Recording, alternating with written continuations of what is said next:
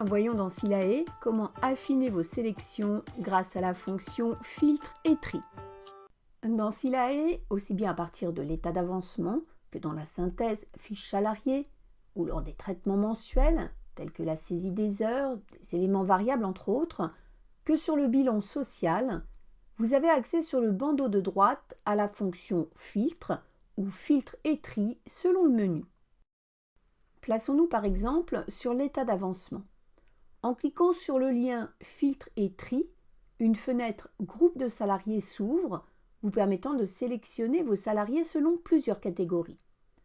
Cela a comme effet de restreindre l'affichage à l'écran qu'aux seuls éléments respectant les conditions pour lesquelles vous avez coché la case. Vous pouvez par exemple demander à ne voir que les non-cadres.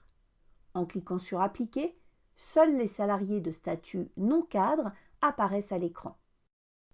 Il est à noter que si vous avez plusieurs établissements et que vous avez réalisé un filtre sur les salariés d'un seul établissement, en gestion des déclarations, vous ne verrez que la déclaration sociale nominative de cet établissement.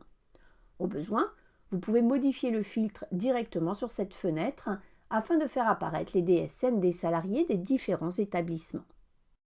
La fonction filtre et tri s'applique également sur les principales éditions accessibles depuis l'état d'avancement, tels que le journal de paye, le tableau des charges, le détail des cotisations, l'état des paiements et les écritures comptables.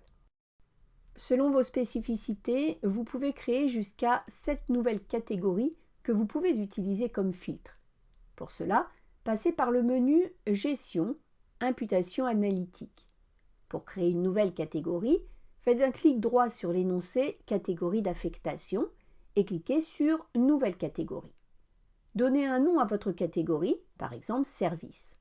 Les salariés s'affichent automatiquement dans le volet droit dans le groupe Salariés non affectés. Effectuez un clic droit sur la catégorie Service afin de créer des sous-catégories, par exemple Jour et Nuit. Après quoi, vous devez affecter vos salariés à cette nouvelle catégorie. En cliquant sur Salariés non affectés, vous voyez la liste de tous vos salariés. Il vous suffit de sélectionner les salariés que vous souhaitez affecter à une sous-catégorie en cliquant sur la ligne.